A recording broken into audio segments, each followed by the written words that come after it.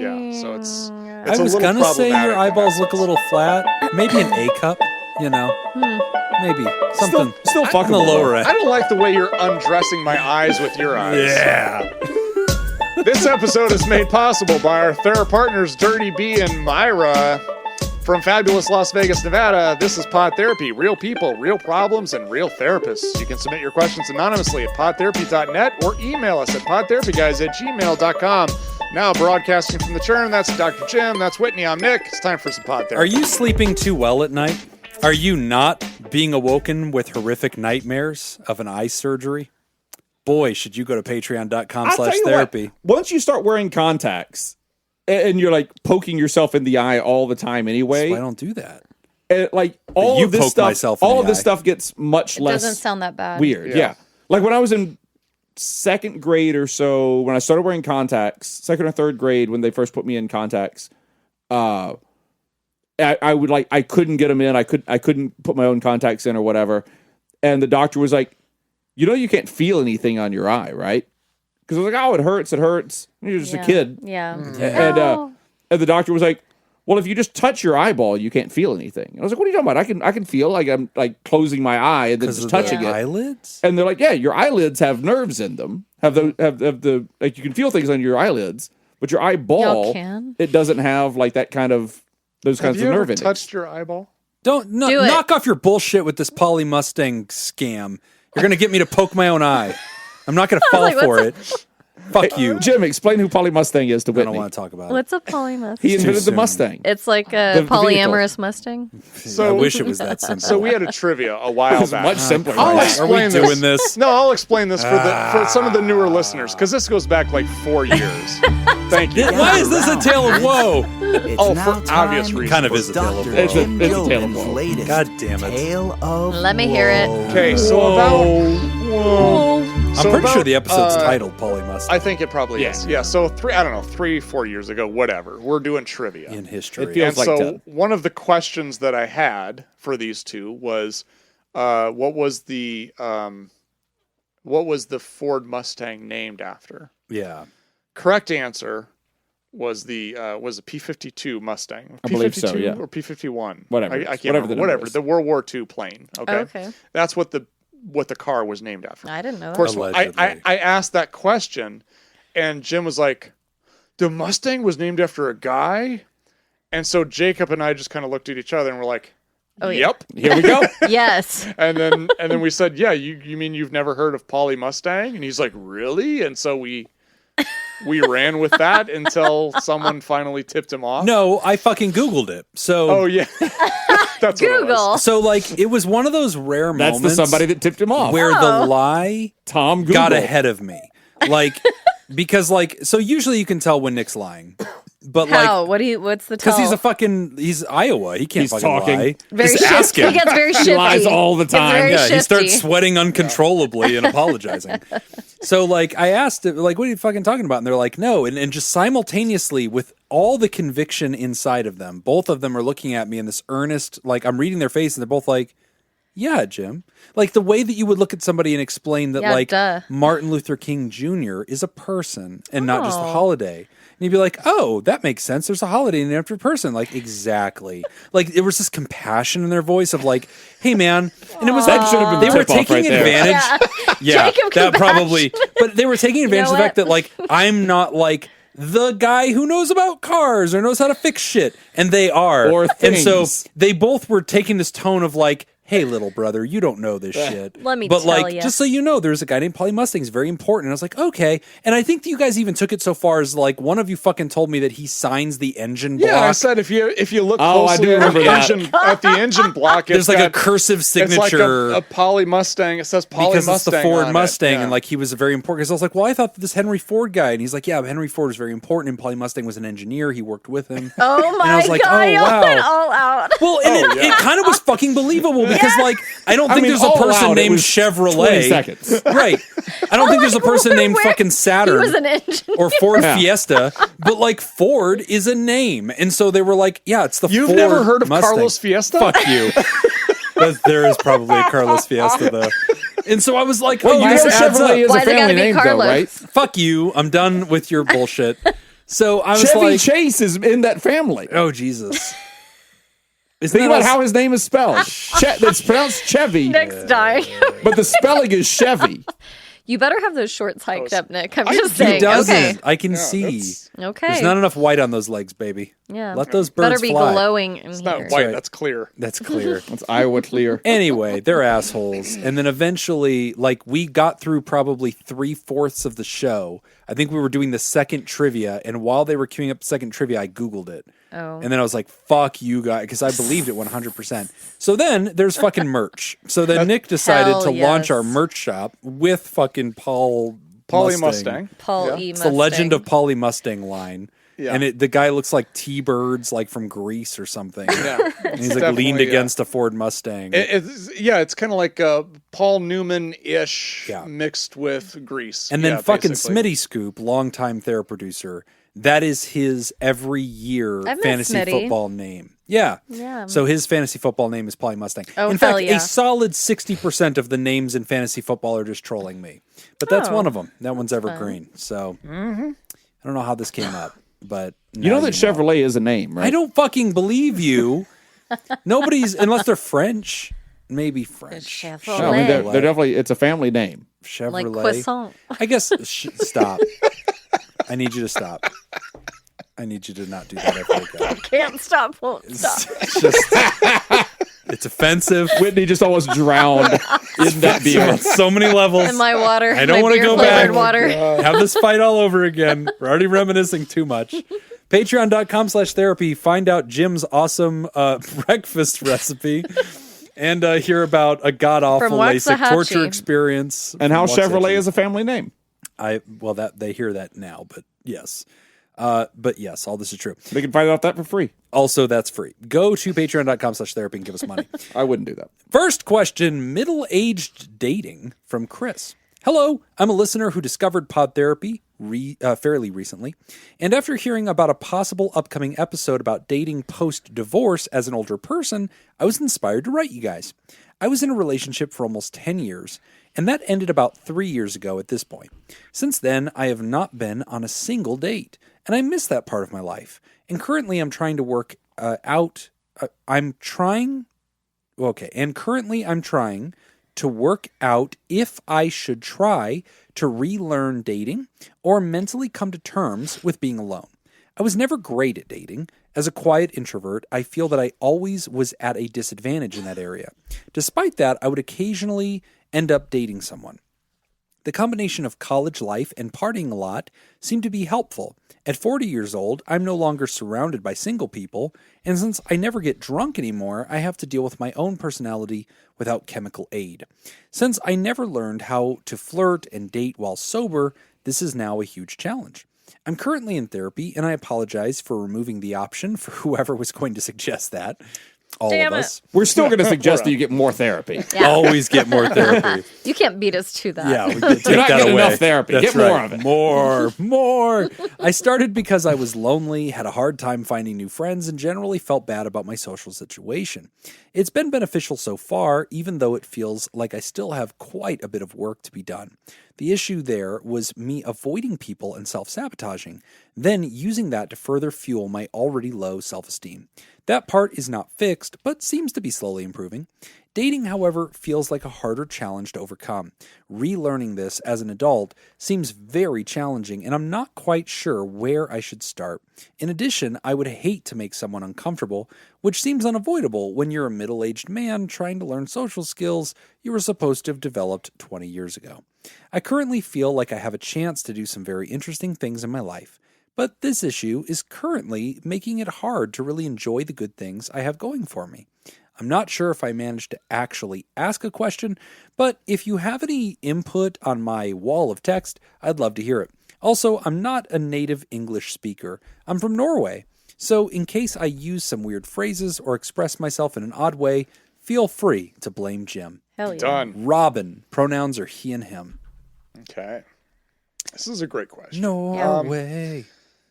So here's the thing. It's my where do Norway you want theme to song. start? Got I it. think Call me Tourism of Norway. I think with the idea of like, should I get back into dating or just kind of accept being alone? I don't think there's anything wrong with being alone. Some people just really like that. Like, my mom has been divorced for coming up on close to 20 years. Okay. And she loves being by herself. It works out for her. She loves being alone. Yeah. She loves having the house to herself. She loves just that independence. She just is all about it. Yeah. And some people are just like that. So if that's something that you're into and you just enjoy that, do it. But don't do it because you're afraid of dating. Don't do it because you feel like you have nothing to offer. Yeah. Because I think that's kind of one of the things that I'm picking up on from this is that you already kind of admitted that you've got maybe some low self-esteem. Sounds like you're very self-conscious about your social skills. And really not really sure if you have a whole lot to offer. And I disagree with a lot of that. I mean, it sounds like you're in the United States. Norway. No, Norway. Well, he's I guess. he's from Norway. I don't know if he's still in You're Norway. not allowed to leave Norway. Oh, okay. Thank you. Norway. He does say from. I forgot so, that you're the expert on Yes, geopolitical, way? especially Norway. especially Scandinavian geopolitics. I accept forgot your about apology. that. Jim knows a My lot. fault. Yeah. Fun fact, I am Norwegian in Oh my blood. gosh. A percentage or whatever. Well, Nick Okay. finishes what he's saying. I want you to bring up your 23 and me. We're gonna check that shit. Oh, shit. Are we No. doing this now? We're doing Distantly live related to the Chevrolet family. Yes. Now, I do think, though, that I think you do have a lot to offer. And that's one of the things that I think when you get out of a long-term relationship like that, you are very self-conscious and you do feel like you don't have anything to offer. And everybody that I know that's been in this situation, myself included, was 100% wrong about that. I think when you get into dating and you just kind of be yourself and you start meeting new people, you start learning that you do have a lot more to offer. My advice as far as how to get into or just about dating in general is to go into it with the mindset of, I don't need to find my next spouse. I don't need to find my next partner. I just want to go out and meet some interesting people. Yeah. And I think if you go out there with that attitude, I think you'll find it enjoyable. And I think you'll get to meet some really cool people. Some of those are not going to work out into romantic relationships, but you'll meet some fun people. You'll probably meet some weirdos too. That's okay. Also good. Also yeah, fun. Yeah, exactly. honestly. And Weirdos also- are fun at parties. Yeah. Yeah. Just, I mean, take this as an opportunity. And I would encourage you to just kind of get into it. I would say try to come up with a list of 5 first date things to do. Mm-hmm. And the only thing I really want you to do on this list is all 5 things need to be things that you enjoy doing. Preferably by yourself, maybe with other people. I mean, obviously it needs to be something that at least 2 people can do, if not more. But it also needs to be something that you can do by yourself. And that way, if the dates don't work out, now you're just somewhere with a friendly person doing something that you like to do. Mm-hmm. And not only is that going to make those nights better, and it's going to take a lot of that stress off of that first date, it's also going to let that person see you enjoying something. Mm-hmm. And when you're doing something that you enjoy doing, naturally, you're just going to be a better version of yourself. Yeah. I think it's really relatable too. The worry about feeling like a creep. I have a few clients right now who are in their late 20s, and I've heard that they're males in their late 20s, and I've heard that repeatedly from them. We'll talk about them putting themselves back out there into that, kind of dating pool, and they're like, well, I don't know. I don't want to just like go to a bar and then I'm just talking to someone random. I'm going to look like a creep. And I'm like, well, I get that. That could be perceived that way. I was like, but we'll try like role playing or things like that. Let's see what would really happen. And you are full service in your practice. Let's see. that was Buy a coming. girl All a right, drink. All right. But no, like role We're play. gonna Like, meet what's at the a bar. worst? Yeah. What's the worst thing that could happen? Because there's a lot of Right. anxiety around that. There is. And a lot of these guys, they have a lot to offer, but they're like, I don't know if they're going to get my sense of humor. I don't know if they're... Maybe they're not. That's fine. Yeah, exactly. And I'm like, and you'll sense that out. I try to build confidence. Mm-hmm. You'll sense that out pretty quickly if they're like on that wavelength that Yeah. you're on. And then you can pull back and be like, okay, all right. Yeah. I do think that internet dating has helped a lot in that sense, where you're not limited to like having to go out and meet people in public, because Yes. that's the hardest thing, is approaching somebody. Because I agree, like this is just my own opinion, but like the difference. Laura, close your ears. She doesn't listen. Actually, I've had this conversation with Laura. This is my defense with about this with Laura, is because we've talked about like guys being creepy at a bar. Yeah. And she's talked to me about this. Yeah, and what I does said, she say her okay, version of like, this is creepy? well, Jacob, get to away me, from me. yeah, it's usually Jacob. No, but it's usually just like, it's hard to really pinpoint what the criteria is. Yes. Which means that I point out to her, I think honestly the criteria is how attractive the guy is. Yeah. That's the joke. If Have you ever heard of the Danny DeVito test? I guarantee, like, all the stuff that she says is creepy. If it was Henry Cavill doing it, Right. it's not creepy charming. at all. Yeah. So the Danny DeVito Man, test. I think Nick just gave us a real look into Laura's psychology.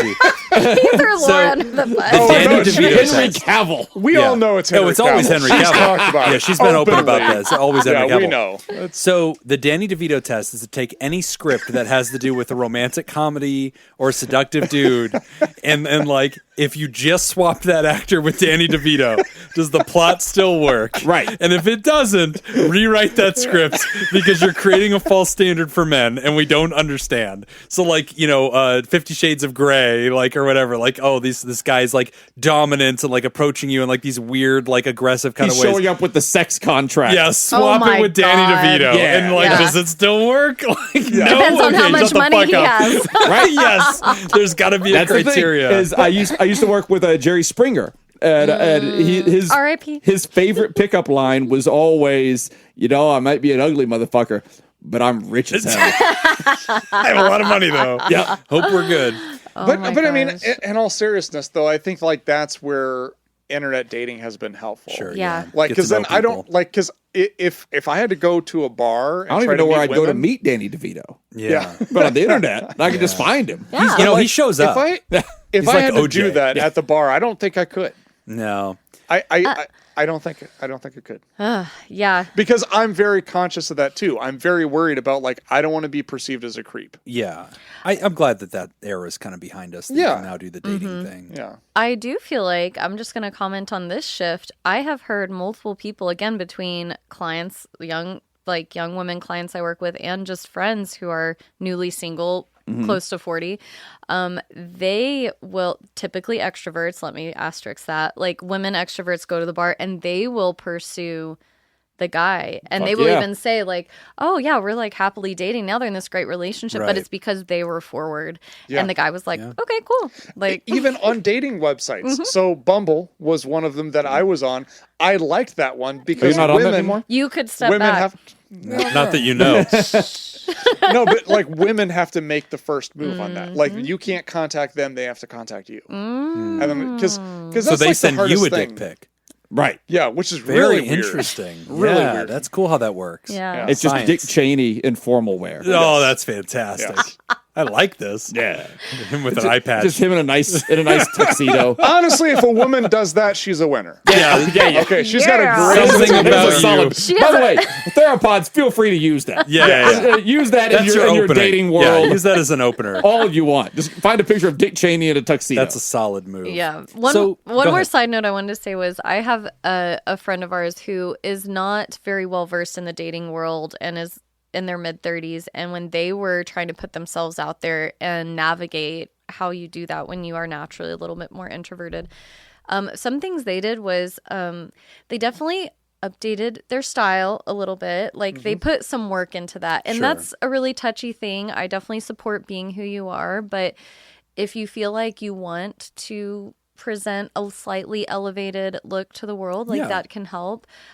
We talked about like how to even like pose in a picture that you put on your Yes. your dating There's profile. a strategy to it. Yeah, they Which just- arm to hold the fish in. Yeah, You know, you got to be very thoughtful about one that. wasn't a river, so you weren't Okay. wrong. Denver. So there's that, and then lastly, Jacob's spot on. When he would start eventually talking to a girl, because he didn't get a ton of like bites, that's fine. But the few he did get, he was like, hey, want to go to this concert with me? Yeah. Like, this is a music style I'm Okay. into. Fuck yeah. And if they said yes, then it's like, all right, we might have just that one thing in common. And there's not a lot of pressure to like... We're not going to talk know. a ton, Yeah. but we're there. We'll chat. having an experience And I'm happy to together. be there because you it's might a have a drink concert. before or after. Right. If you like it, you have an opportunity then, or they can say, all right, I'm going home. That was an Give awesome them that. concert. But I mean, I did the same thing with like like the fashion. I got really into Yeah, fashion. You that is did. true. You And did. because before that it was all t-shirt, jeans, and sneakers. You That's don't- all I ever wore. Yeah. Yeah. I never paid more than like $10 for a haircut. I never styled my hair. Yeah, I Like, remember you going through that. Yeah. You were like, I'm trying these new things. And like, Yeah. Yeah, and it was fun for me, not just because like it wasn't for me. I think it kind of started with, well, I want to look good so that I can attract women. That's Totally, yeah. absolutely 100% how it started. But the reason I maintained it wasn't because of that. It was because I felt good. Yeah, Like I it felt builds confident. confidence. Yeah, when I feel like I'm dressing nice, when I Yes. feel like I got a new haircut. There's Yeah. a lot like a new hairstyle can do for you. Ask any woman. We yeah. agree. We love the salon. I know women have been like Doing ahead it of the for game. years, Yeah, and all this. So like doing stuff like that, you just kind of feel better. You have Peter more loves his confidence. barber. Yeah. That's just mean. I know. He's bald. It's okay. Oh, I didn't know that Yeah, joke, so I don't think I I've ever met him. So, Ryder, there's a couple of things here that I think are really important to point out. And two things I want to say just to boost your confidence a little bit, because this is something that as therapists we talk about all the time. We talk about people who are single, either recently single or have been for a while, and then may have other factors that they feel or they fear are working against them, like, oh, I'm in my 40s or whatever. Yeah. And so I think a big part that we try to be as therapists is not just giving practical advice, as we are doing right now, but also to remind you that you're probably inaccurate in your self-assessment. And this is something a lot of people do wrong, is they're like, oh, nobody would really want to be with me. In the like, age of I'm social quiet. media, oh my Right. gosh. You compare For men yourself. too, I think Yes. they are not, that's not focused on Oh, enough. absolutely. You're constantly looking outside. And so then we feel like comparatively nobody would be interested in me. Yeah. But let me tell you a little something. There's a couple of pieces of data. This is real science that I think you should benefit from hearing, because I think it's important to respond to you as a particular writer. One is something that we cited years ago, but it was a longitudinal study done by one of the big dating apps, or many dating apps. I remember it was a research group that did it from a university. But they were studying desirability of profiles. And they were kind of separating that into age groups for, two genders, and then different demographics, and just kind of citing like who are the more desirable people. One of the surprising findings that came out of that was that men increase in attractiveness on average 3% every year, Yes. all the way up into your like late 50s. Yeah. So like you being in your 40s, a lot of men feel really insecure in their 40s. And Yeah. they're like, oh, look at these young studs. There's these dudes out there. I see them on the gram. I see them out in the world. I go to the gym. Here I am trying to I do see some him at my cardio. job. See him at my job. Yeah, if you're poor Jacob. Jacob. Jacob, you see these guys. World-class acrobats. These guys are holding on to the They can ropes do by their flips and teeth. shit. Yeah. And so like you see these people and you think, wow, these guys are chiseled. They're crushing. I don't look like that anymore, and I'm 40, and maybe I have some gray, and like just I'm weathered, a little bit. And a lot of men get really Weathered. insecure about that. But I just want to cite that study, which we've talked about in the past, which actually talks about how men continue to grow in attractiveness on average by 3%, well into your 40s and 50s. And so on average, according to these studies, they were talking about how women generally will find men in their 40s more attractive than they'll find a guy at like 21. That's kind of interesting, and I think hopeful, because a lot of men in their 40s don't think they're attractive. Well, a lot of men in their 20s do think they're attractive. Honestly, I mean, just case in point, I'm the oldest man in this room. Are and you? I You're think older this- than Jacob? I think this checks out. God, you are Yeah, so we've old. talked Definitely about checks this. out. Yeah. So God, you're so old. if we rate the three of us in attractiveness, We know who's winning. AARP. We know who's I winning. think it does. I think you've got it. It checks Yeah. out. Yeah, this is exactly where I was Why going are you for the laughing writer. so hard at that? No, Whitney? it was really, It's true. it's just so true. You're crushing it, buddy. We just love it. I've never seen Nick with so much confidence. I know, right? You get him one beer in him, and he's just like, I just want you all to see me with my shirt off right now. But Nick, it's a podcast. They need to know. His shorts better be up still. They are. Hike 'em up. Okay. Are you even getting a little bit itchy? I'm gonna. Yes, they are. Okay. I will admit, this Yeah. is not the perfect chair. Do you not wear shorts at home? I do. I guess I just don't notice it. Pants are nude. Yeah. Honestly, I guess I don't notice it. I don't know. All right. So We've the ruined second, Nick's chair for him. I know. Yeah. Yeah, I'm he'll never sorry. be able to let go of this. The second study that I think is really interesting was done by Hinge.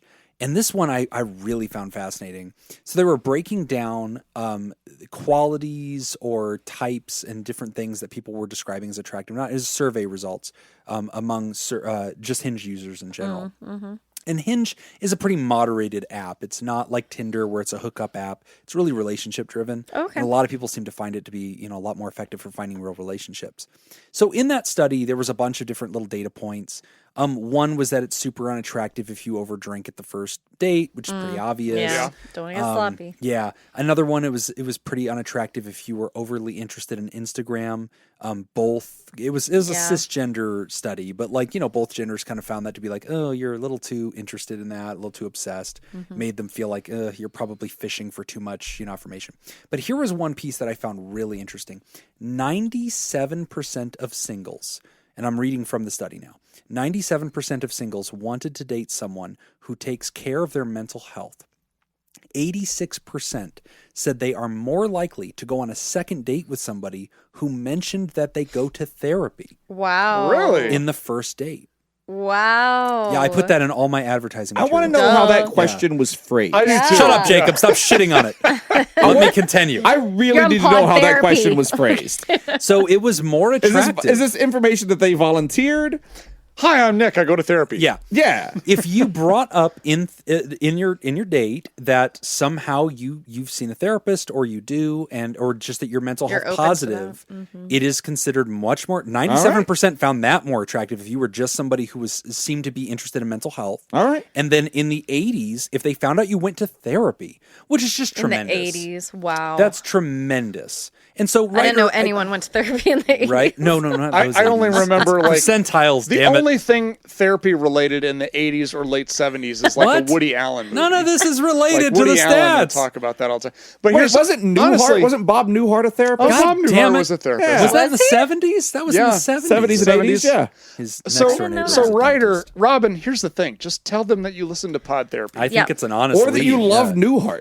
Yeah. Well, that I like that, honestly, yeah. If they're older, they Hold tell on. them you love Go Newhart. back to the tell people who listen to He Pod has Therapy 40s. thing. Yeah. I honestly think that's a move. I think do it's a too. move because when you're sitting down, it's like, so what kind of stuff do you like? It's natural to be like, oh yeah, I like to watch these kinds of shows on Netflix. Oh cool, I like to watch I tend to comedies or whatever. Hear the Oh cool. Do hear the you listen to podcast. any podcast? Yeah. That's a normal I thing listen to to bring Pod up. Therapy. Yeah, I listen to this quirky show. It's a comedy therapy podcast called Pod Therapy. Robin, tell them you host Pod Therapy. We'll vouch for Oh, you. I'm Robin, and I host Pod Therapy, I'm This from is your Norway. clip. and I'm from Norway. Forget my accent. That's all I was waiting on right There it there. is. I'm a chef. That's all I was waiting on. Dirty. Wrong country, but all right. Is that not the right one? No, If he didn't, Swedish. Oh, if he didn't come do on, it on his man. own, I was about to lob it to him. I was about to get him to do it either Come way. on. He was doing the Swedish Chef A version whether Swiss he wanted and a to or not. Nordic are walking down the street. You can't tell the difference. They're just white people who smell of fish. That's all you got. Look, Robin, my point is you're in your 40s. Statistically, you're a winner. And the fact that you're in therapy and you're mental health focused actually makes you way more attractive on dates. And the last thing that I would add is this. There is somebody for everybody. Yes. And I'm an extrovert, but that doesn't mean that if you and I were both out there dating people that I have an advantage over you. I might keep a conversation bumping a little bit more naturally than you, but that doesn't mean that I'm going to be any better off because any number of partners might size me up and be like, hey, shut the fuck up. Yeah, you're when they obnoxious. find out Jim has no friends, they're Right, I have no friends. List. So introverts can do just as well. It doesn't that is not a thing. There's a stigma to introvertism that people think, oh, you're not desirable. That's not true. Okay, at all. so I'm very. You may not notice this from the podcast, but I'm very introverted. I consider you an omnivert. Out. I don't even know what that means. You can go both ways. Yeah, I winked. Oh, at you. all right, all right. Yeah, I like That's what you fair. Wait, is it honestly. ambivert? I consider or ambivert. Yeah, that might be it. Ambivert. Okay, so I consider myself an introvert. But what helped me in dating is remembering this isn't about me. Yeah. I want to ask questions. I wanna I get to want know to the learn person. about you. Right. So you don't have to bring the attention to you. You can just ask really good questions. Be curious. Right. Get to know that person. Yeah. Anyway. Yeah. I love it. People like talking about themselves. They do. Be Do you do encouraged, that? Robin. Your best days are ahead of you. If you want to get out there and date, do it. If you don't feel the social pressure that like, oh, I'm single, so I have to get out there. No, you don't. Like Nick said, you could just date Nick's mom. Yeah. Anyway, She's we're going to available. take a quick break, and when we She come doesn't back, want to date. we're going to talk. Oh, that's right. Sorry, my bad. Dorothy Mantooth is a saint. I'm going to take your mother out to a nice seafood dinner and never call her again. We're going to take a quick break, and when we come back, we're going to talk about emotionlessness to death. You're listening to Pod Therapy. Today's episode is brought to you by Robert Brownie Jr., Mintz, Kayla Lansbury, Cindy Ash, Kevin Chamberlain, Ben Stanley, Adam Hathaway, Myra, Lib, Heyo, and Heyo. Dan Martin. And if you want to become a therapy producer, head on over to patreon.com/therapy and sign up. Do it now. All right. More questions from McHunterface. All right. Well, let's just point out that I won the last game. That was last episode a week ago. We're done with that episode. That was in the I don't past. remember that episode. Dunked on all of you. That was a week ago. So good. It's a week ago. Who 15 remembers minutes that? ago. That was 2 beers ago. Hey, folks. Same deal as the actors, but now it's film directors. All right. Oh, I'm fucked. Highest I know, like, rated 3 films. Number directors. 1. On Tomatoes? I think so. Yeah. Okay. Christopher Nolan. I knew Critical that was Dark versus Knight. people is going to matter a lot. Matters a lot. Dark Knight. You think it's Dark Knight? Oh, Yeah. shit, it is Dark Knight. Fuck her. Dude, I only know that Inception 'cause was Peter's really upset. good. I'm going to go with Oh, Inception. that's a Oh, good he one. did Inception? Yeah. Yeah, I Good. think that rivals your Dark Knight, but honestly, I think you've got I'm going to go with Dark Knight. You can't just copy Yeah, I Whitney. can. You did, and Jacob Bro. did last time. I haven't said anything Pick yet. But last Interstellar. time, Oh, yeah. last Interstellar's a good one. I know, I've got Christopher mine. Nolan. I've got mine Dark locked in Knight. What my is it? mind. week. You Googled Oh, you it. got to announce it, though. Dark Knight Rises. Rises. Oh, that's bullshit. That, Heath I never Ledger. even saw it. Heath. That's the one with Heath Ledger as No, the it's Joker. not. Wait, did Chris? Dark Knight Rises is the one with Bane. Batman Begins is the first one. Dark Knight is the second one with Heath Ledger. With Heath Ledger. Oh, is that Yeah. right? Yeah. Is that Dark Knight Rises? No, Dark Knight Rises is the one with Bane. Oh, that's the last one? Yeah. Yeah. I never even watched that one. Oh. That's how Damn little I cared it. about Now it. what? Batman? Oh, Batman. I was born in the dark. adopted the darkness. I was born. Wow, that's the one I want. I want the Heath Ledger Batman one. Yeah, that's what Whitney got. That's why she's probably right. Okay. All right, that's what I'm going with. I'm Number going to Heath Ledger 5. Batman. Dark Knight Rises. Oh. Number 4, Insomnia. Okay. Oh. Number 3, Dunkirk. I forgot about Oh, it's so Done. good. Dunkirk. I forget that's Chris Nolan. damn That's it. such a good movie. that. Yeah, that was good. 2, Memento. All right. Oh, God my- damn it. I didn't even know that was I Christopher. would have thought that would be that That's high. a good one. It's a good movie. I just didn't think it would be that high. Number 1, The Dark Knight. There we go. Shit. So it is 1 to 1 to 1 to 0. He didn't Yeah. fucking, you don't give it to Jacob. He said Dark Knight Rises. I said I No. want the Heath Ledger He Dark said he Knight. wanted the Heath I have Ledger. no respect for either of you. Whitney, fine. All right. Why You Whitney? copied Whitney. No. And Why he Whitney? limped in with help. He right. needed an assist. Hold on, everyone. I'm just getting used to my new normal of Jim not respecting me. Yeah, let right, it we sink can in. continue. Let it get in there to the Yeah, wounds. we can All keep right. going now. I hope you know. James Ah, Cameron. Look at yourselves Titanic. in the mirror. Fuck. Fuck, it's God it's fucking not damn my it. fault that I copy her if she jumps in like that. God, I got Jesus, she to. swoops in. I mean, I was going to I take mean, with Titanic. the new No. ocean. Avatar. No, Avatar. Avatar. Yeah, Yes. Avatar. Yes. Yeah. I want it. I already said it. I should get more points for getting it first. I believe I got it first. No, you didn't. Yeah, Play no, back you the were, tape. You were yelling at the time, as I That could see counts. on the bars over Enthusiasm here. matters. You That's were screaming after I part already of said how- it. Okay, fine. We can both have Avatar. I'm going with the Titanic. I also sequel, retroactive Titanic 2. Titanic 2, Titanic-er. That's going to be Ocean Gate. No, I think Ocean. that already happened. Too soon, you Whitney. monster. Oh, that's terrible. This is a family program. Oh, send in your emails. Titanic 2. Ever the since we brought implosion. Whitney on, this show has hit the gutter. Oh, so bad. Okay. There I was, pissing in a bottle, and the whole world just imploded around me.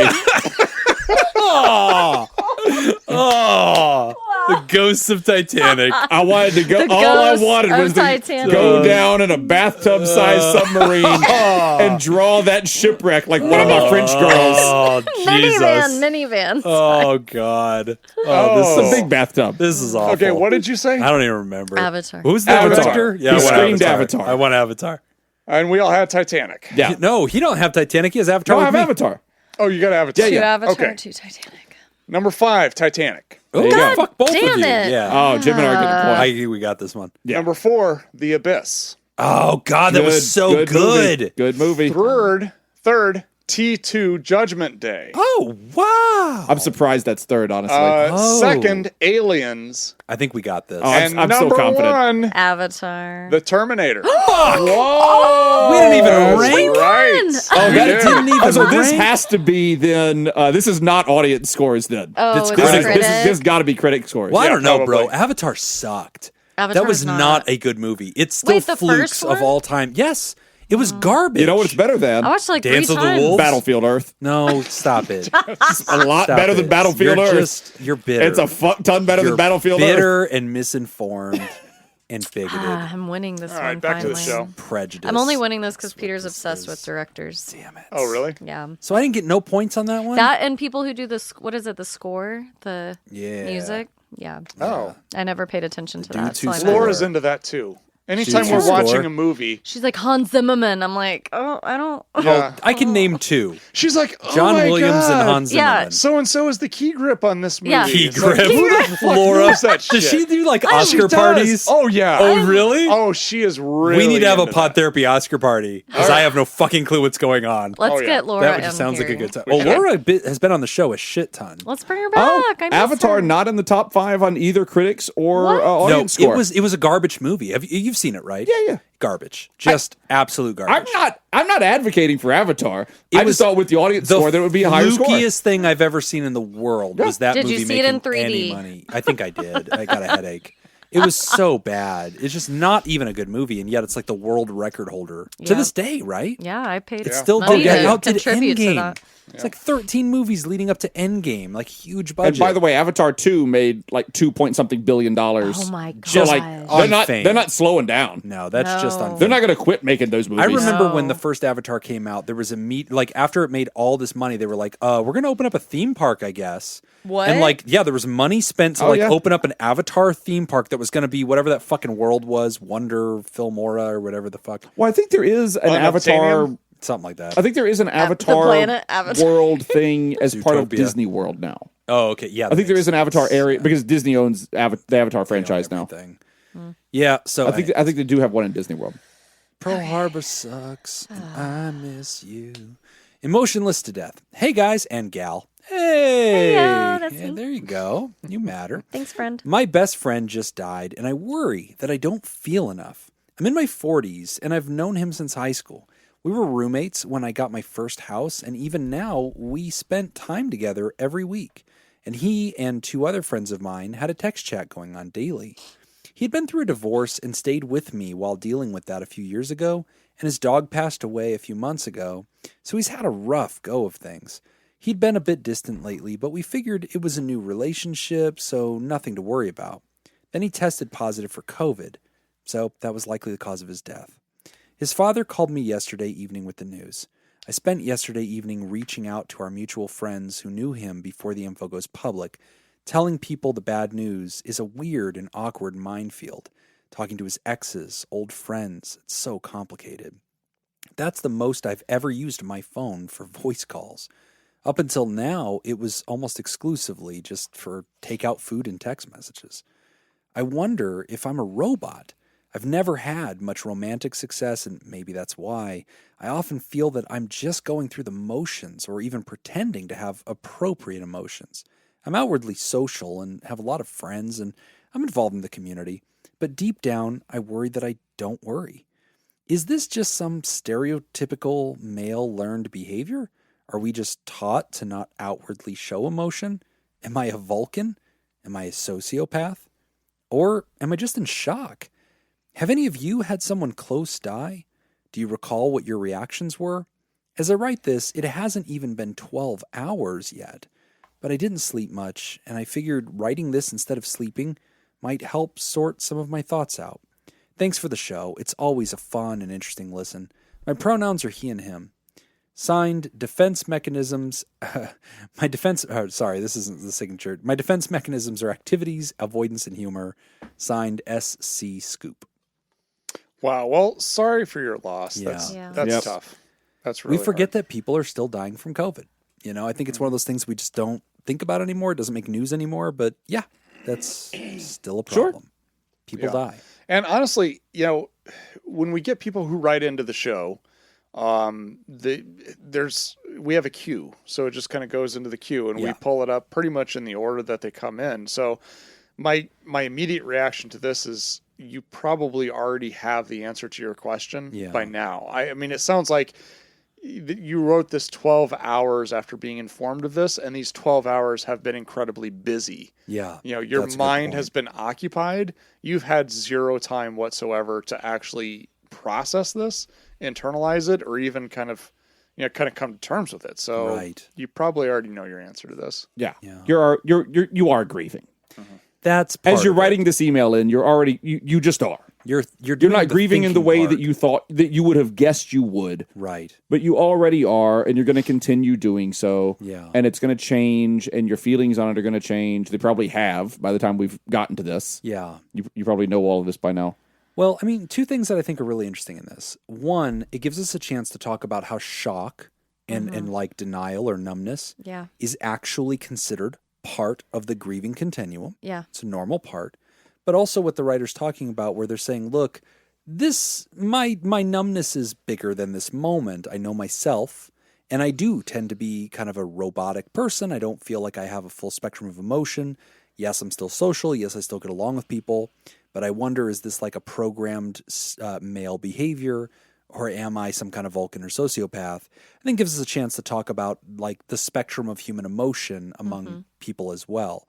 But to start with grieving, you and I, Whitney, we talk about stages of grief a lot with our patients. Yeah. And I think we witness it, but we also try to equip them. Whenever they come in, and originally we can tell they're not reacting yet, you know, sometimes. And we're like, hey, FYI, you're going to. Yeah. And they're like, oh, but I seem fine. And we're like, seems like that today. Yeah. But that's the shock. Absolutely. That's what I picked up on as well. I know for myself personally, I am a very empathetic person, but I am also a slow to react person. So I always kind of joke with my husband whenever it's something good or bad. Like it doesn't matter what it is. If it's excitement or sadness, I'm like, it doesn't hit me until later. Right. And when we talk about death, sometimes that might not be until you go to text that person or call them or want to share something with them or have fun memories that you're like, I won't get to experience that or connect with them on that. Sometimes those are the moments where you might have more emotion than others, but absolutely it is a wave. You know, you experience it stronger sometimes than others. Well, Jacob, you've talked about in the past that you had a very close friend to you. Oh, sure. Away. Did you kind of go through a phase in there where there almost was just a detachment from what was happening, a shock? I mean, in that instance, not really. But I mean, in others, absolutely. You know, I a few years ago, I don't think we ever talked about it in here, but we talked about it on Ice Cream Social. Several years ago, I had a close friend in Vegas kill himself. Yeah. And, you get that call. And you go well, this is a healthy person. Yeah. My best friend when I was a kid who died, he was in the hospital with cancer. So it wasn't shocking that he died. It was, but it wasn't. But at the same time, it wasn't. You knew that could have been a possibility, right? Yeah. My friend, or it's happened a few times, but it's hard not to take it personally at some point. But the friend that I'm thinking of now that killed himself, he was perfectly healthy, and as far as anyone knew, was not in that kind of place. Right. Yeah. So that it was a shock, and I mean, what I kind of do in these situations is I just shut it all down. Yeah. Yeah. I put my head down. There are things that have to be handled in those scenarios. I end up officiating the service for this friend and everything. His mom came over to me the next day, is like, would you do the service and everything? And I was like, I will. I certainly didn't want to, but you're being asked, you're going to do it. Yeah. And but honestly, it was things like that. It was like, this is kind of good for me and for the way I work with things is I kind of shut everything down and just plow through the things that need to be taken care of. Right. And I'm really good at that. Right. It might be one of my biggest skills that I can just kind of like in a terrible scenario, I can just focus on what needs to be done. Right. But I mean, my point in saying all of that is everyone reacts to these things differently. Yeah. Yeah. So I mean, your reaction to this writer, I don't even think it's strange. No. Yeah. Not at all. I don't even think it's an odd reaction. I think it's just like that's how you reacted to it. Yes. Yeah. And also, there's always going to be that guilt of like, am I reacting the right way? All of that stuff. Right. That is a common thing that's in a lot of people's heads when they're dealing with this, if not everyone's heads when they're dealing with these things. If it's a close friend, it's like, are other people looking at me wondering if I'm right. Well, reacting? that is a big piece of this Yeah. because whenever you're the person, as the writer was, SC Scoop, where you have to tell other people, hey, this happened, this happened, this happened, this happened. The number one reply that they're going to have, I mean, the first reaction is, oh my God, detail question, right? Yeah. How? Yeah. Then after a few beats, they're going to go, wow, how are you doing? Uh-huh. Are you okay? Uh-huh. And, you have to keep answering that question. And I think 30 times in, you kind of go, I am, I guess. Is that wrong? Everybody else seems really shaken up. I'm witnessing other people's hot takes and hot reactions, and I'm okay. But also, like, even just You putting question yourself in that situation of being the one to break that news, right? You're automatically kind of the caregiver. You're at being that point. steady-handed because you have to disassociate your hot feels from the news you have to deliver. And so, like, them reacting more emotionally in that moment than you are, right? Fine, but they ask you about it, and I can see why you and turn they're always your thoughts to yourself. But you're right though; they're always going to punt that back to you as well because they don't have anything else to say in that moment. I'm okay, I guess. That's a great point. And so they're like, well, let me check in with the person, with the only person I'm speaking to right now, the only other person that I can share this moment with. Yeah, are you okay? So, writer, but you're in a different place than they're at in that moment. Yeah, who cares? And I think each of us is telling you that. This is a frankly very normal reaction to be in shock, to be numb, to dissociate from what's going on. But I also want to comment on your bigger concern that in the big picture, you feel sometimes robotic. You feel sometimes like, I feel emotionally detached. Too often right now in culture, there's a temptation to diagnose or pathologize every human characteristic. So if you're a bouncy, bubbly, distractible person, we give you ADHD. And if you're a quiet, sort of emotionless person, you're stoic, we say, maybe you're on the spectrum, maybe you're autistic. Yeah. And, I don't love that because I don't know that we need to talk like that because I think Homo sapiens has a very broad spectrum of ways of living and styles of thinking and just personality traits. And you just may be a low reaction person. Yeah. And, we talk about high emotional sensitivity.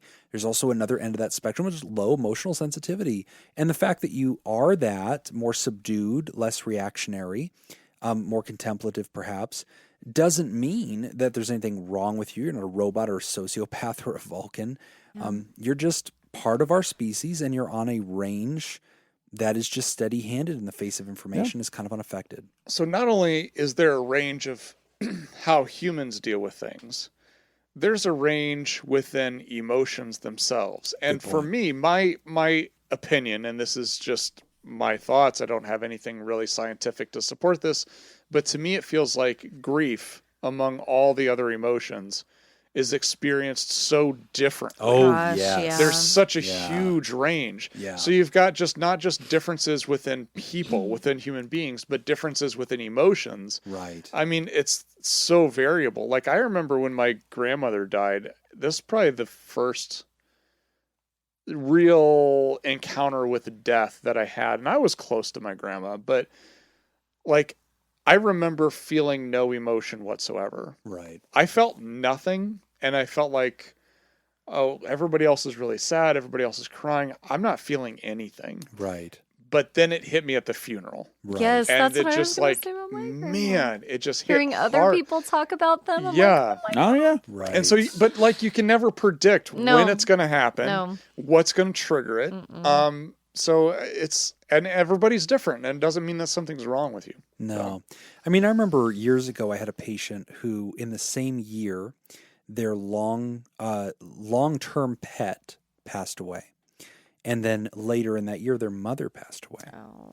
And this person, I think, was shocked because they had really grieved like hard, like ugly cried Yeah. when the dog died. This had been their buddy, for like a decade or longer. Mm-hmm. And then when their mom passed, similar to what Jacob was talking about in the sense that he kind of saw a friend passing coming because of the diagnosis, the mother's passing was a little bit traceable and you kind of saw this coming. Yeah. And then this person was sort of like still and quiet in the face of that. And at some point they asked me, like, what is wrong with me? What does that say about Right. me? What does this say about me? And I remember one of the things I pointed out to them was like, look, kind of like what Nick said, the variability of grief is sometimes almost random. And also there's a component to this that we don't always appreciate or see, which is that there is a immune system defense mechanism that can also trigger sometimes, where you can face something so big and so emotionally confusing that your brain actually stops you Yeah. from like It's like protective mode. dealing That's with what it. I was going to say. Survival. Your Like, brain goes into like debug mode and it's like, hey, you're just offline now because if we allow you to touch this, it will affect you so big that we're just going to go ahead and let you see it but not interact with it. And there's a dissociation that really frankly happens as a defense mechanism. And sometimes that makes us think like, oh my God, why don't I care about this? But no, you did and you do. Right. But there are so many things at work right now that are so complex. Yeah. I've had close friends, or let me rephrase that. I've had people that I was close with die after we hadn't really hung out in a few years. Lost touch, yeah. Not even completely lost touch, but we weren't just that day-to-day buddy anymore. Like I had a friend in college. Like, we'd see each other 3, 4, 5 times a week. We were just buddies. And then a few years after we graduated, we hadn't seen each other probably since we had graduated. And somebody calls me up and said, "Hey, this guy just died." And yeah, I mean, like there is that little bit where you go like, I would have thought I would have been more upset. Sure. I if you had asked me, I would have bet that I would have been more upset than I am. Yeah. But I mean, that's the way things are. Really just depends on what state your brain's in when it receives the news, how well it processes that, and what it wants to do with it. And a lot of that's unconscious. Yeah. So you're a very normal person, Ryder, and Yes. I'm Don't sweat it. sorry to hear about what's happened. I'm glad that you were the person who could step up and help other people hear about this and handle the business of it. Not every person's equipped to do that, and I think you gave a real gift to your friend for being the guy who could kind of handle some of that business and do the communicating. It's a big step, and your friend is lucky to have had you in their life as a person that could step in and do that. I'm sorry for your loss. It's never easy. Yeah, definitely. We're going to take another break, and when we come back, we're going to talk about wanting a divorce but not knowing why. You're listening to Pod Therapy. Just something to do.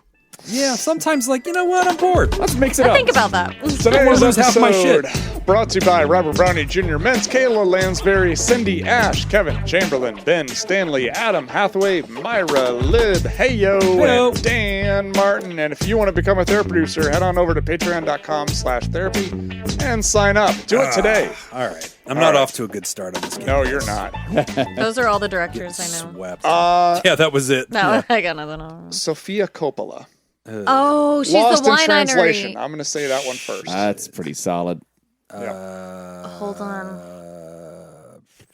I can't name She another has, movie. didn't she do like The Godfather or something? That's Francis Ford Coppola. That oh, would be... dang it. Yeah. Her dad. I was close. Yeah. Shit. Right I don't family. know. I know. I was like, I got close. I don't even know what other ones she would have done. I would like to also take Nick's answer. All right. I'm going to take Whatever it Nick's answers too. totally Sure. piggybacking.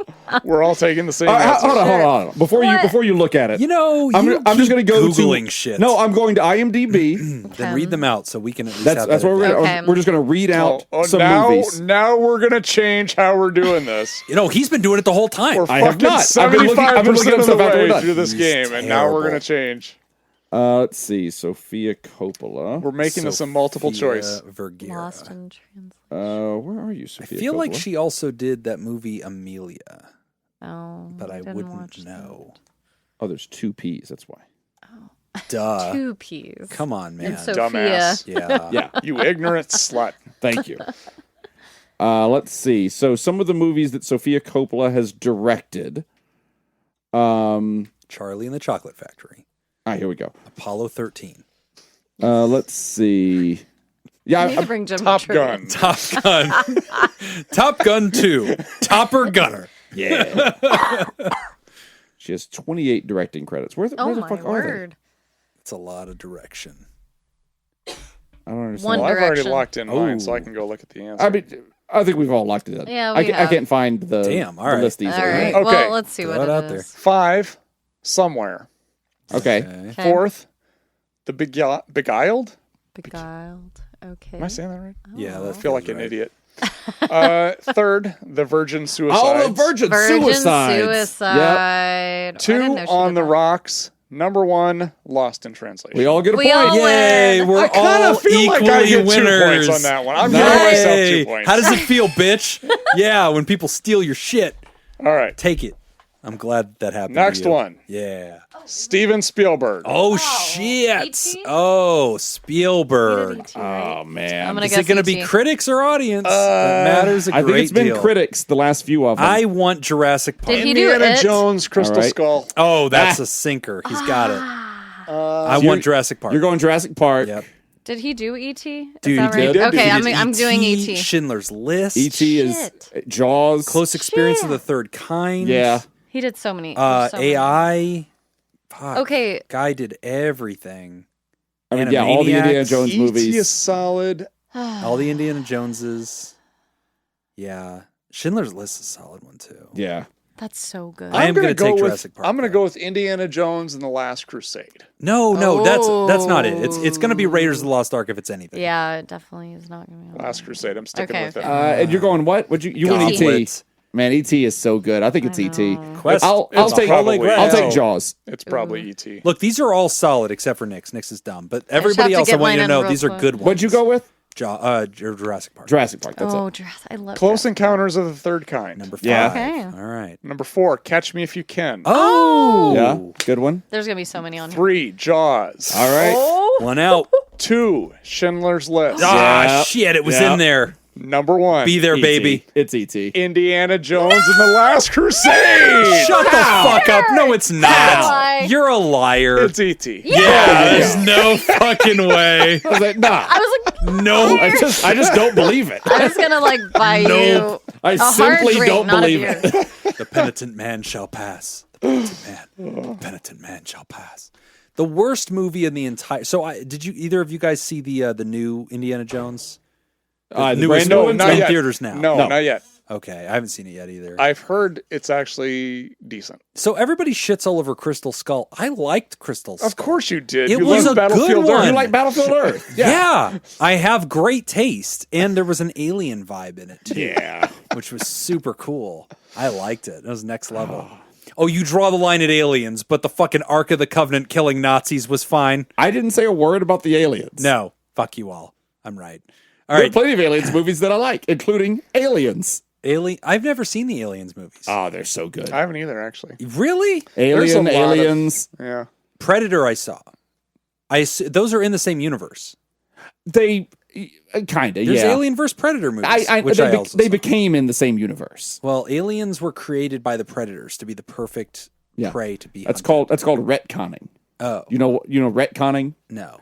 It's They're you change the exterminators, story, something like that. Yeah, that you change the story later on in the story that changes facts that would have happened earlier in the story. Okay. So like in Predator, as far as I know, there was never any plan to have those two universes mix up. Oh. What you're talking about is the entire Star Wars universe. Correct. Oh yeah. Yeah. Oh Absolutely. yeah. Figure They're this shit out later. constantly Every patching time, that shit every time back Star in. Wars says, "Oh, there's this little microscopic organism that lives inside of you, and if you Yeah. have enough of them, you have the Force." Yeah. That's retconning. Yeah. They Yeah. just got to add that piece to it. Yeah. All right. So that explains. No, how I that like shit a works. lot of Alien movies.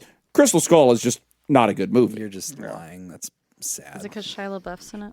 Shia LaBeouf. No, I love Shia LaBeouf. Just do it. I like him too. He is a guilty pleasure for me. Yeah. I think he's outrageously funny. I like him Okay. too. Yeah. I'm a big fan.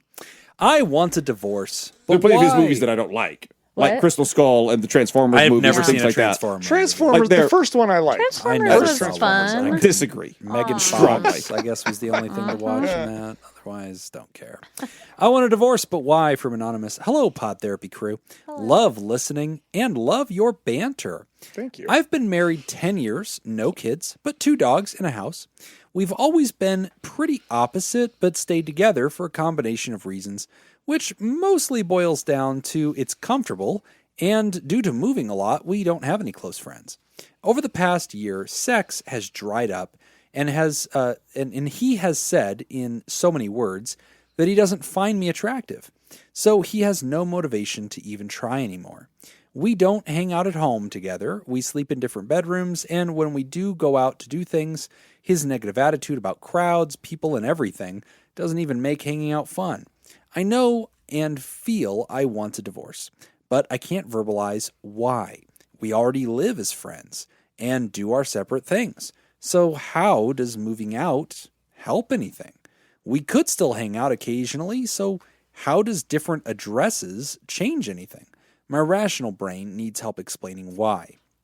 Especially if he comes at me saying we already live as friends, why do you want what you are not getting? Thanks for helping be my chat GPT of love. What do you want that you're not getting? There it is. What do Yeah. you want that you're not getting? Thank you. Signed Sharon. Okay. It's an interesting question. I like the perspective on that of like, well, why get a divorce? We basically are, except we're together, so we're there for each other. So I 'Cause I it's guess a to kind of roommate preface situation. this, yeah, and I guess before I say anything, I just want to emphasize that my answer is not saying you should or you shouldn't. Just answering your question, why do you think I'm experiencing this? I think a lot of this actually probably has to do with the fact that you're wanting more from a relationship than what you're currently getting, which is more than just friends, right? I mean, because Yeah. it does seem like you're just good roommates at this point. Yeah. Can I just throw in too that if he comes at me saying we already live as friends, what do you want that you're not getting? Like, if you don't feel like you want to be in that relationship, even if you can't quite identify it right now, like, someone shouldn't be able to argue that out of you. Like, I don't know how to explain. Like, you don't Yeah. need to tell them a reason. Like, you don't have to be like, well, there's no reason to not be together, so let's just still stay together when you're saying I want to not be together, Yeah. even if you can't really identify why. Do you think it would be a good idea to actually just kind of sit down and think about maybe like when you fantasize what it is like to be married and in a loving relationship, what does that look like to you? Absolutely. And kind of come up with a list of ideas. It's like solution focused. Yeah, like aspects. what do you picture? What does that look like? How would you know if you have it? And then kind of compare that to where you're at now. Yeah, I mean, you even said you writer Sharon pointed out that the sex has dried up over the last year. So to me that says That it's on sounds your painful. mind. Very dry. Yeah. Very dry. Yeah. So to me that says it's I'm on here your to mind. Jacob, I'm just pointing out things I'm on her. helping. There you go. Help her, Perfect. Jacob. Yeah. But yeah, to me that says it's probably important, even though you're also saying further on down in the question that you're not sure why. I can't really verbalize why. You kind of pointed out things that when you say this is what's going on, to me that says you think that might be an issue. Well, it seems like a big part of this is intimacy, which isn't Yeah. there. Like you can have all the other components of a relationship, which I'm sure is what Jim was going to talk about. Yeah. With his triangle. Let's talk about it first, quick. His thing. It's about love triangles. Love triangles. That's what we'll hear. And Liz. that piece of intimacy is just not there. And if that's something that's important, because some people don't have that, and that may not that's be fair. important, and that's okay, and they can have a wonderful life together. Yeah. But obviously, it does seem like that is important to you, and it's not there, and so maybe that's kind of where some of this is coming from. I mean, how hurtful, too, if somebody says that they don't find you attractive and you're in an intimate relationship with them. I would be hurt by that. I would be too. Yeah. Well, and I'd be hurt if anyone said that to me. yeah, Jacob. I mean, again, coming back to like that triangle Well, you don't have to theory, worry about that. Exactly. ever. Yeah. never will Yeah. happen. Never. Not gonna happen. Not with this plenum. I like that. So yeah, I think that. I want to leave room for a part. So it's one of those things where if a partner comes to the other one and says, "Look, my truth is that I don't find you attractive anymore." Yep, it sounds hurtful, and it probably is. But I also don't want us to see it as hostile, right? Because it could just be a confession of truth. And sometimes that kind of truth is very important because you might look at your partner and like, hey, why the disconnect? Like, why aren't you pursuing me? Why aren't we available? And like, you take it as like you're rejecting me when they're like, no, it isn't that. It's just the magic is gone. And like, okay, like that's super discouraging, but I want it to be within the range of things you could share in a meaningful way, not meaning any harm. But coming back to that idea of like the triangle theory of love. So yes, I think relationships do exist in the triangle that just have commitment. They don't have friendship anymore, and they don't have passion or intimacy anymore. So the sexual chemistry is not there, and they're not necessarily friendly or close, but they just live together and they share a bond in the sense that they have a mutual arrangement. I don't think that that's bad. I mean, I think that that is such a thing. It does count. It's real. We call it, it's a kind of a tough name, but we call that section of the triangle empty love. And so, okay, kind of sounds hurtful, but yeah, certainly doesn't sound like anything anybody wants to write in their Valentine's Day card. But I guess one thing that the writer's talking about, which I find interesting, is to be able to say, you know, I'm imagining what divorce would look like, and I'm not instantly seeing anything that I like. I'm looking at it and going, oh, this doesn't change much. I'm going to have to live somewhere. I may as well live with you. And I'm already completely detached from you. We don't have any intimacy. We don't have any friendship. I guess all this would really accomplish is giving me permission to seek that with other people and giving you permission to seek that with other people. Or decorate your bedroom any way you want. Right? So I'm many just throwing stuffed it out there. animals. You could just have a whole bed full of stuffies. Don't ignore that benefit. That's a real thing. So I guess one thing, writer, if you haven't already considered it, I mean, I definitely have met people who have their reasons for not wanting a legal divorce. That might be financial. That might be that they have spent a long time together. They see this person as family now. And even if they're not romantically bonded, they still see this person as family. And they don't like the idea of like not having some kind of established like a relationship with them. And so some couples come back to this idea of like, okay, hybrid versions of relationship. Like, do we want to be able to date other people? Do we want an open relationship? How does that square with us? So I've definitely seen people explore that space and have honest conversations about whether that's something they're each looking for. I've also had couples that come back and say, I don't want to be with anybody else. I'm not interested in dating anybody. And both of them saying like, yeah, no, I don't necessarily want to be with anybody, but I do feel lonely with you, but I don't necessarily want to divorce. So if you find yourself in that space, writer, I think you're going through the process that may ultimately lead toward you both working toward reconciliation and reinvigorating the relationship, or may lead to the dissolution of the relationship. But this is still part of that process. It's that weird no man's land where you're sort of gliding towards something. Kind of reminds me, Nick, of the stages of change. You know, this might be what we might call preparation, where mentally you're recognizing what's going on. You're not ready to do it yet. It doesn't feel like it's actionable yet, but you kind of mentally can categorize the why. Or even contemplation. Yes. Where you're recognizing there's a problem, just not really sure where it's coming from, or Right. if we're going to do anything about it, or even if it's a problem. Right. But So, you can yeah. state it at least. You Yeah. can see it. So this is something. And I think, friend, a lot of people find themselves in this space. They explore their options. You don't have to feel in a hurry to go in any particular direction. And that's something, by the way, so I'm doing this series right now on Patreon about this book, Conscious Uncoupling. And I really like the book because it's presenting this idea. And writer, you might want to check this out, Conscious Uncoupling, 5 Steps to Living Happily Even After. But the book is about, what about when relationships come to an end naturally? Does it always have to be regrettable? Does there always have to be a stigma to it? Does it always have to be animosity? Can it just be that our relationship has naturally reached its expiration date? It no longer has anything healthy and nourishing for us. It's completed. And can we find a way to part on terms that are friendly and kind and still remaining some kind of bond, like a family member or something like that? Can that be done? And the book talks about steps toward like going through this process, which is like actively grieving and like assessing your emotions and taking inventory, making peace with your ex. And I think that there's a lot of value to that. But one thing the book also talks about is like how relationships in history used to be a different thing. Like going back to the 1800s, it was an institution. Marriage was an arrangement. You made it so that you could own a home together, be in community together, raise family together, whatever. It was a legacy choice. It was just a way to be an adult in the world. You didn't necessarily expect that person to be your best friend or your lover or meet all these needs with you or be friendly and joyful or whatever. A lot of times they were just there in the space, and that was enough. And then our expectations of relationship changed over the decades to get to this place where we perhaps have too many expectations of our partners, that they're meant to be our best friend and like this infinite source of sexual desire and fantasy and a financial partner and a co-parent and a cheerleader and a therapist and all these other components that perhaps is probably excessive. And the book really discusses like maybe we've wrong sized some of our expectations.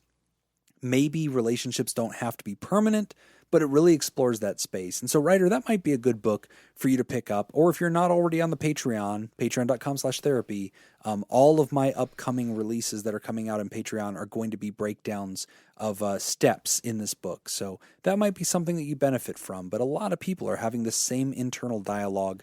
And you know what? You don't necessarily have to have your why to know which direction you need to go in. That's okay. And again, you're allowed to contemplate these things and not necessarily have your answer yet. Yeah, I think also you're very worried about what you're going to say back to him if he comes at you saying, we already live as friends. What do you want that you're not getting? What if maybe saying, hey, I feel like I want a divorce because of all the things you listed in this letter. Where are you at? Like, what? Right. Are you happy in this situation? Like, Right. It goes back to the book and all of that, like trying to figure out where that middle ground is and what you both want. But I think there's validity in not just worrying about how you're kind of going to come back at him with a made up question you have from your partner's perspective, more like curiosity on his end. What is he getting from this? Right. You're like, well, I'm not getting everything I need. I'm not sure what that is. And Nick's right. Like, explore that for sure. But also, let's be curious and inquisitive as to what your partner's getting from this relationship. Because I'm sure they're getting something from staying married. But what is that? Assess what it is. Because it might be, Yeah. I like the stability. Yeah. I trust you. You're a good person. And I like being in a home with you. Or I can't afford a home on my own. Honestly, I have house a friend right prices now are who's going divorce through divorce prohibitive. and lives with her ex in their Right. house because it's like, I just can't move out. Can't afford another person. I like your credit score. We gotta and wait you're for not the gonna house to rob sell me. or Yeah. whatever. Like, We can be peaceful. And like sometimes people just demote their relationship to roommate status and they find a way to navigate that. Yeah. So, writer, good luck with this. I hope some of these book suggestions are helpful. But it's definitely a thing a lot of people are dealing with. All right, as we get to the end of the show, I want to remind you can sign up at patreon.com/therapy and get the extended show ad-free a day early. And if you're at the $5 and above level, hey, you can even enjoy our weekly deep dives, interviews, skill shares, research roundups, and rants. As I mentioned, I'm currently doing a series on the book Conscious Uncoupling. And each week there's new information that's coming out. It goes straight to the same podcast app that you're using right now. So jump in there, patreon.com/therapy. We are recording this one a week in advance. So that means that if you have subscribed to Patreon since July 10th, we don't know about it as of this recording. But we also, what's this one? We have an update. Is this an update letter, a follow-up? Mm-hmm. Okay. Quick update Just letter. real quick, this is won't Sure. take long. Hey, Pod Therapy guys. I just wanted to send a quick little update since you guys just answered my question on the show. I'm the van guy with no van who had the ADHD girlfriend who was making some excuses for the illness. First off, thanks for answering my question, and we've made some good changes. First off, I did take some ownership of the animals and started to help out more with them since my girlfriend is working 55 hours a week. Plus, we've come up with strategies to manage her ADHD.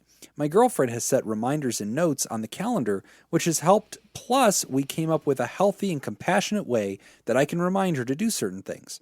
And also, I forgot to mention in the email that before she moved in, she lived with her grandma, who did a lot of the taking care of the animals. I remember y'all had some confusion with that, so that's my bad.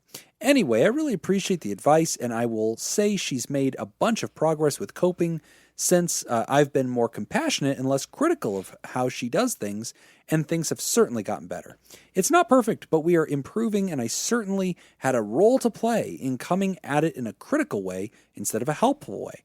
But anyway, thanks for the help, and I know I may have come off as frustrated in the question, but I do really think she's amazing, and she's putting in the work, so thanks for the help. By the way, we've talked about getting a van and traveling in on and off, so the idea isn't totally dead. From Smart. Van Guy with no van. Yep. As I recall, that was 90% of our advice was that get a just van. get a Get a van, van. Yeah. drive off into the sunset. That's You're usually my wasting your advice. life. That's It's weird how often that becomes the point. Honestly, that's my go-to before get a therapist. Yeah.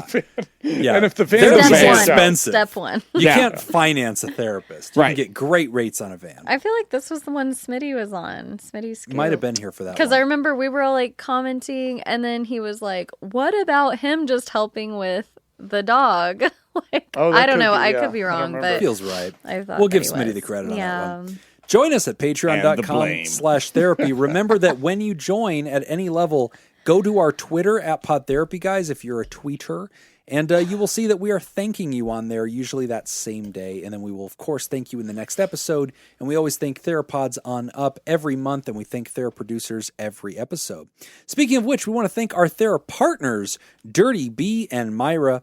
And we want to thank our bosses, the mysterious and shrouded Illuminati members of the fan club, the Theraproducers.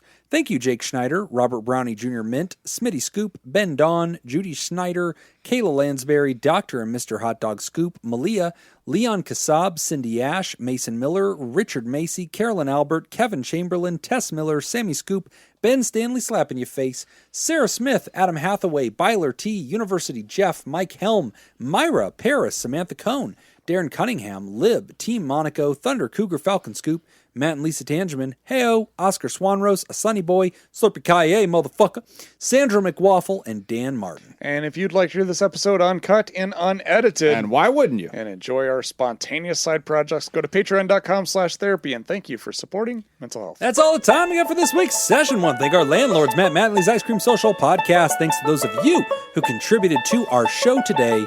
We really appreciate it. Remember, Pod Therapy isn't something to keep all to yourself. Share this episode with the world. Tag us on the socials when you do. It's at PodTherapyGuys on Instagram and Twitter, /PodTherapy on Facebook. Don't forget about the goodies at patreon.com/therapy. Do you want to submit a question to the show? You should, because our queue is getting low and we're almost to the bottom of Now's it. the time. So ask anonymously at podtherapy.net or email us at podtherapyguys@gmail.com. I'm Nick Tangeman. I'm Jim. I'm Whitney. Thanks, and we'll see you for your appointments next week. Remember, you can jump to the front of the queue by stapling a $5 bill to your question. Much more likely to get that answer. Tiebreaker. Wes Anderson. Isn't there a Dracula or something? There's Shit, like it's always Wes Anderson's whatever. Yeah. He's so